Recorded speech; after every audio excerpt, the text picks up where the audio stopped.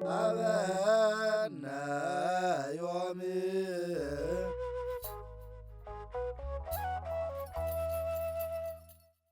በስመ አብ ወወልድ ወመንፈስ ቅዱስ አሐዱ አምላክ አሜን። ዘወረደ ማለት የወረደ ማለት ነው። አምላክ ሰው ሆነ፣ ሰውም አምላክ ሆነ ማለት ነው። ይህም ጌታችን መድኃኒታችን ኢየሱስ ክርስቶስ እኛን ለማዳን ፍቅሩን ሊገልጽልን ከሰማይ ሰማያት መውረዱን፣ ከድንግል ማርያም የእኛን ሥጋ መዋሃዱን የሚያዘክር፣ ከሰማይ ሰማያት ወርዶ ከቅድስት ድንግል ማርያም መወለዱን የሚያመላክት የሚታወስበት የሚነገርበት የዐቢይ ጾም አንደኛው ሳምንት ነው። የዮሐንስ ወንጌል ምዕራፍ 3 ቁጥር 14 ላይ እግዚአብሔር አምላክ ለአዳም በገባው ቃል ኪዳን መሰረት የዘመኑ ፍጻሜ በደረሰ ጊዜ እግዚአብሔር ከሴት የተወለደውን ልጁን ላከ እንዳለ ሐዋርያው ቅዱስ ጳውሎስ የጠፋውን አዳም ፍለጋ ከአባቱ እሪና ሳይጎድል ሳይለይ ከሰማይ ሰማያት መውረዱን የምናዘክርበት በዓል ነው። ይህ ጾም የጾም መግቢያ የመጀመሪያ ሳምንት የምንጾመው ጾም ሲሆን ሕርቃል የሚል ስያሜም ተሰጥቶታል። እግዚአብሔር አምላክ ለአዳም ከ5 ቀን ተኩል በኋላ ከልጅ ልጅህ ተወልጄ መልዕልተ መስቀል ላይ ተሰቅዬ አድንሃለሁ ብሎ ለአዳም ቃል ኪዳን ገባለት። ዘፍጥረት ምዕራፍ 3 ቁጥር 15 ይህ ኪዳነ አዳም ይባላል። የቃል ኪዳን ሁሉ መሰረት ነው። ሁለቱ ኪዳናት ብሉይና ሐዲስ በጽኑ ተስፋ ያስተሳሰረ የረጅም ዘመናት የድህነት ሰንሰለት ነው። ዘወረደ ዕርቀ አዳም፣ ተስፋ አበው፣ ትንቢተ ነቢያት፣ ሱባኤ ካህናት መፈጸሙ፣ ኪዳነ አዳም መሲህ መወለዱ የሚነገርበት የፍቅር አዋጅ ነው። ከሰማይ ሰማያት የወረደውን ከድንግል ማርያም የተወለደውን በጥንተ ስሙ ወልድ ቃል በኋላ ስሙ ኢየሱስ ክርስቶስ አማኑኤል የተባለው ሰው የሆነውን አምላክ ለማመስገን ርደቱን ከሰማይ ሰማያት መውረዱን ለመዘከር የሚጾም ጾም ነው። ጌታችን ጾሙ ከማለት አስቀድሞ ከሰማይ ሰማያት መውረዱን ከድንግል ማርያም መወለዱን መናገር አስፈላጊ ነውና የመጀመሪያው ሳምንት ዘወረደ ተብሏል። አንተ በሰማይ ወአንተ በምድር ወአንተ በባህር ወአንተ በየብስ፣ አንተ በሰማይ አለ በምድርም በባህርም በየብስም አለ የተባለውን በሰማይ በምድር ሙሉ የሆነውን አምላክ ወረደ መጣ ብሎ መናገር ሰው ሆነ ማለት ነው።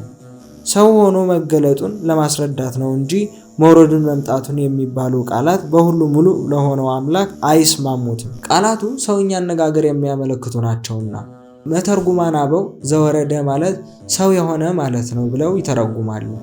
አምላካችን ሰው ሆነ፣ በኋላም መጣ፣ ሄደ፣ ወረደ፣ አረገ የሚሉ ቃላት ይስማሙታል። ምልአቱን ሳይለቅ በሰው አካል ተወስኖ ታይቷልና። ስለዚህ ወረደ የእግዚአብሔር ሰው ሆኖ መገለጡን፣ አረገ ደግሞ የሰውነቱን ሥራ መፈጸሙን ያሳያል። አረገ ስንልም ቀድሞ በሰማይ የለም ማለት አይደለም። አምላካችን ኢየሱስ ክርስቶስ በመለኮቱ በዓለም ሁሉ ሙሉእ ነውና ጾሙን ሐዋርያት ስያሜውን ደግሞ የምስጋናው ሥርዓት ቅዱስ ያሬድ አዘጋጅተዋል። ቅዱስ ያሬድ የነቢያትን በንባብ ሐዋርያትን በስብከት ሊቃውንትን በትርጓሜ መላእክትን በዜማ ይመስላቸዋል።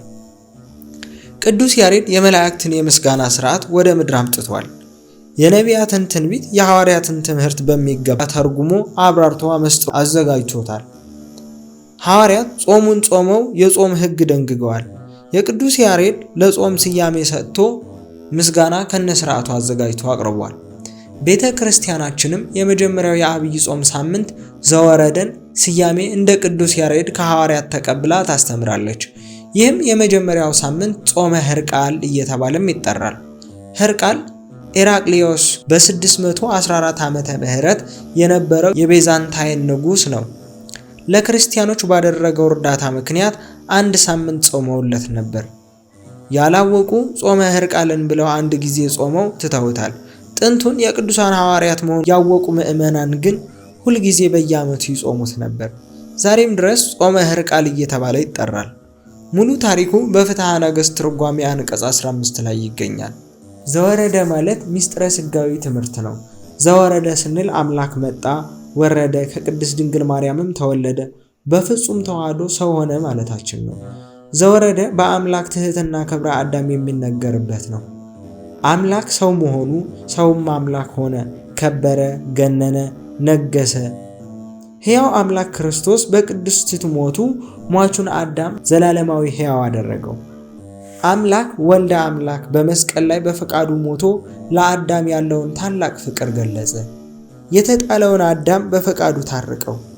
ጠላቶቹ ሳለን ከእግዚአብሔር ጋር በልጁ ሞት ታረቅን።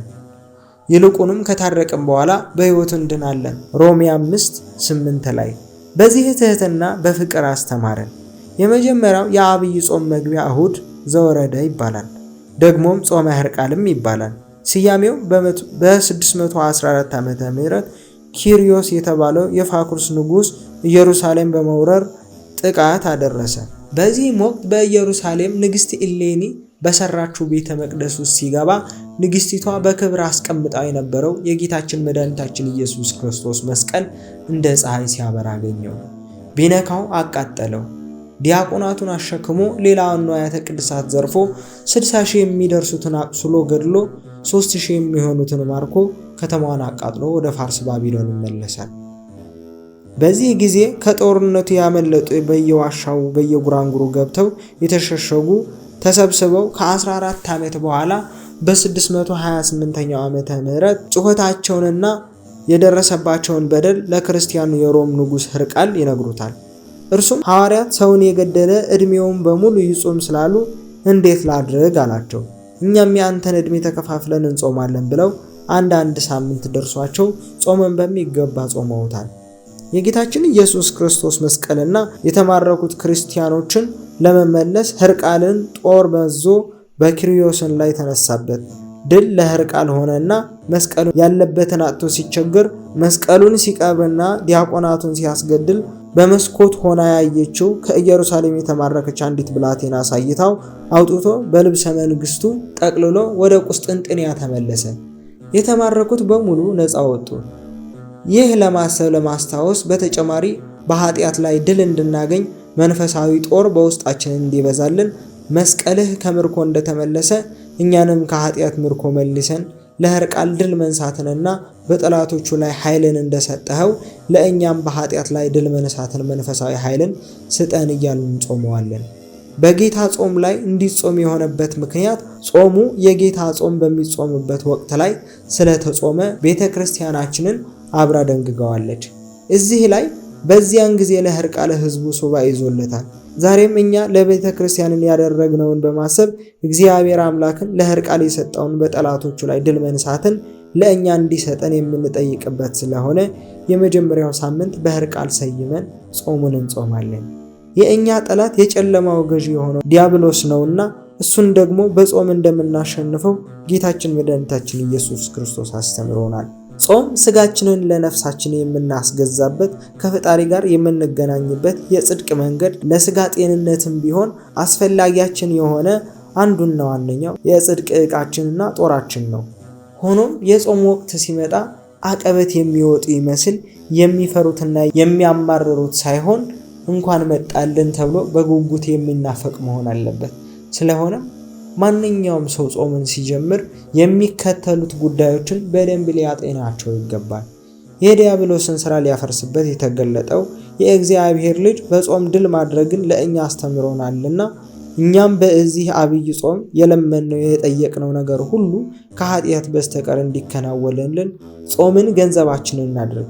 በጾም የተጠቀሙ ቅዱሳን አባቶቻችንና ቅዱሳን እናቶቻችን እንዳሉ እናስታውሳለን። በተለይ አሁን በቤተ ክርስቲያን ላይ እየደረሰ የሚታየው አስቸጋሪ ፈተና እያንዳንዳችን ልባዊ ጾም በመጾም ልዑለ እግዚአብሔርን የጸሎታችን ምላሽ እንዲሰጠን እንማጸን። ጾም ጸሎታችንን የቅዱሳን አምላክ እግዚአብሔር ይቀበልልን። አሜን። ወስብሐት ለእግዚአብሔር። አበነ ዮም